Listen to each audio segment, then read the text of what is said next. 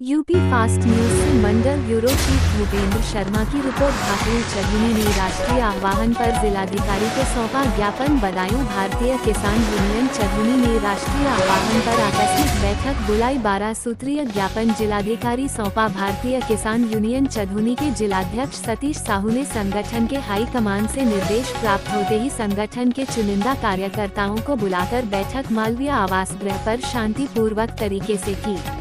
कहा, high command से निर्देश प्राप्त हुए हैं। उत्तर प्रदेश में पुलिस भर्ती की परीक्षा को ध्यान में रखते हुए किसी भी तरीके का आंदोलन नहीं किया जाएगा। बैठक में किसानों से संबंधित समस्याओं को उठाया गया। बैठक के बाद माननीय प्रधानमंत्री व मुख्यमंत्री को संबोधित 12 सूत्रीय ज्ञापन जिलाधिकारी को सौंपा गया। इस मौके पर भाकियू चढ़नी जिला उपाध्यक्ष आसिम उमर, बदायूं नगर अध्यक्ष आरिफ रजा, कुंवर गांव नगर अध्यक्ष इरफान अहमद, नगर अध्यक्ष कुंवर गांव रामेश्वर, मुन्नी, गुड्डू, अजयपाल, कल्लू, ओमपाल, वरिष्ठ उपाध्याय, सत्यवीर यादव आदि लोग उपस्थित रहे। महत्वपूर्ण खबरें देखने के लिए चैनल को लाइक, सब्सक्राइब, शेयर करें। जिला उपाध्यक्ष भारतीय किसान यूनियन चढ़नी आज 17 फरवरी को हमारे भारतीय किसान यूनियन चढ़नी के राष्ट्रीय आह्वान पर एक 12 सूत्रीय ज्ञापन आज प्रधानमंत्री एवं मुख्यमंत्री उत्तर प्रदेश शासन को संबोधित जिलाधिकारी महोदय को सौंपा जाएगा। हमें शासन से हमें अपने हाईकमान से ये निर्देश प्राप्त हुआ है कि आज उत्तर प्रदेश में पुलिस परीक्षा को ध्यान में रखते हुए कोई हमें धरना प्रदर्शन, आंदोलन, चक्का जाम नहीं किया जाएगा और शांतिपूर्वक तरीके से कम संख्या में अधिकतम 11 लोग मिलकर के जिलाधिकारी जी को एक ज्ञापन आप सौंप दें। हमारी जो ये मांगे हैं, दिल्ली में जो धरना दे रहे हैं हमारे किसान भाई, उन्हीं से संबंधित है। जो हमारे एमएसपी को लेकर के हैं, लखीमपुर खीरी कांड के दोषियों को सज़ा दिलाने के संबंध में है और जो पीड़ित परिवार लखीमपुर खीरी का है उसको मुआवजा देने और एक सरकारी नौकरी देने के संबंध में है। इसके अलावा हमारा राष्ट्रीय आह्वान पर जो ये मांग है कि WTO से, वर्ल्ड ट्रेड ऑर्गेनाइजेशन से बाहर किया जाए और एमएसपी सभी 23 फसलों पर लागू हो, क्योंकि चुनिंदा फसलें ही एमएसपी के दायरे में हैं जिनका रेट सरकार तय करती है। भारतीय किसान यूनियन की ये मांग है कि सभी 23 फसलें जो हैं एमएसपी सरकार लागू करे रेट, और संपूर्ण किसानों को वो कर्ज माफ़ी हो। वो भूमि अधिग्रहण कानून जो 1882 का चला आ रहा है उसको हटा के भूमि अधिग्रहण कानून 2013 लागू किया जाए। 2020 में जो बिजली विधेयक बना था बिजली को लेकर के, उसको रद्द किया जाए, उससे किसानों को नुकसान हो सकता है।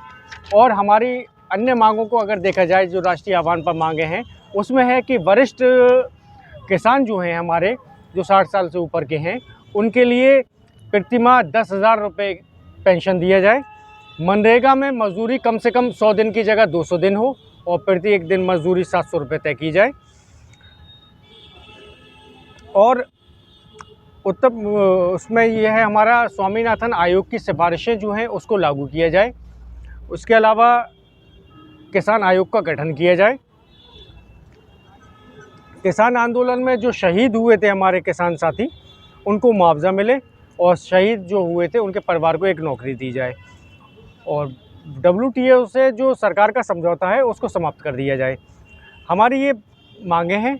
इसके अलावा हमारी जनपद की जो प्रमुख समस्याएं रहती हैं उनके लिए हम तमाम समय समय पर ज्ञापन तहसील स्तर पर पंचायत होती है उसमें उपजिलाधिकारी जी को या हम जिलाधिकारी महोदय को हम प्रेषित करते हैं या सौंपते हैं।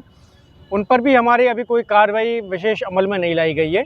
हमारी मांगों में हमारी किसान हित की मांगें होती हैं, जिसमें जो है हम लोग ने मांग उठाई थी कि किसानों की जनपद बदायूं को कृषि हब बनाने के लिए और किसानों की आय दोगुनी करने के लिए सूत नदी, भैंसोर नदी और अरिल नदी, इनको पुनर्जीवित किया जाए जिससे किसानों को सिंचाई में लाभ मिले।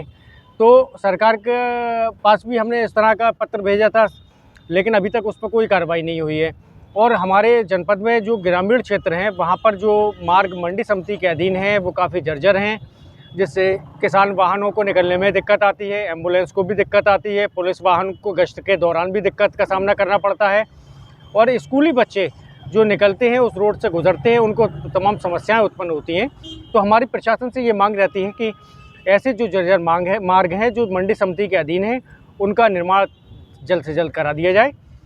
इसके अलावा हमारी अन्य मांगों पर अगर ध्यान दिया जाए तो हमने ये कहा कि जो ट्रांसफार्मर बिजली घरों में जो लगे हैं, जिनकी क्षमता कम है, उनकी क्षमता बढ़ा दी जाए, क्योंकि गर्मियों के दिनों में एक तो किसानों को सिंचाई में बिजली की आवश्यकता ज़्यादा इसलिए होती है क्योंकि फसलों को पानी जल्दी देना पड़ता है।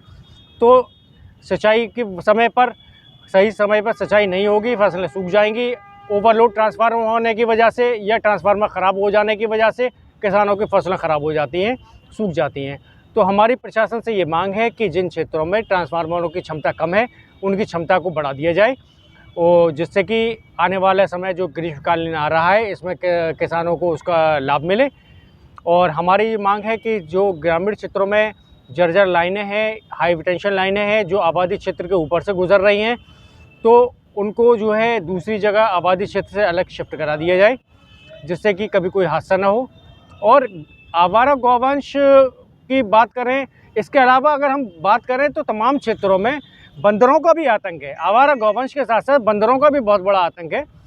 तो वन विभाग को चाहिए कि ऐसे जो आवारा जो बंदर हैं, जो किसानों की फसलों को नुकसान पहुंचा रहे हैं, उनको भी यहाँ से पकड़वा कर किसी जंगल में भिजवा दिया जाए, और आवारा जो गौवंश हैं उनको गौशाला में शिफ्ट कर दिया जाए।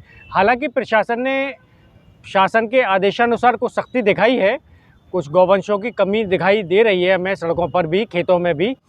तो हम चाहते हैं कि आवारा जो गौवंश है पूरी तरह से जो है गौशाला में शिफ्ट कर दिए जाए। सरकार ने इसके लिए बजट भी मंजूर कर दिया है, ग्रामीण क्षेत्रों में गौशालाओं को निर्माण भी करा दिया है। तो प्रशासन को लापरवाही न करते हुए, किसानों के हित में, किसानों को ख्याल रखते हुए, उनकी सरकार की मंशा अनुसार आय दोगुनी करने के लिए ऐसा जो नुकसान फसलों को हो रहा है, उन फसलों को नुकसान से बचाने के लिए इन आवारा गौवंशों को गौशाला में शिफ्ट किया जाए। और जो आवारा बंदर हैं, जिनका भी बहुत बड़ा आतंक रहता है, और तमाम मार ऐसा भी देखा जाता है कि बंदर जो है फसलों को नुकसान के साथ साथ इंसानों को भी काट लेते हैं, जिससे कि आप ज़िला अस्पताल बदायूं पर जा कर के देखेंगे तो प्रतिदिन सैकड़ों की संख्या में लोग कुत्ता काटे और बंदर काटे के इंजेक्शन लगवाने के लिए, एंटी रेबीज़ इंजेक्शन लगवाने के लिए आते हैं, जो बड़ी समस्या है। तो बंदरों का भी जो आतंक है, उसको भी देखते हुए वन विभाग को तत्काल उसको बंदरों को पकड़वा करके आबादी क्षेत्र से दूर किसी जंगल में शिफ्ट करा देना चाहिए। और मैं अपनी बात को यही समाप्त करता हूँ। जय जवान, जय किसान।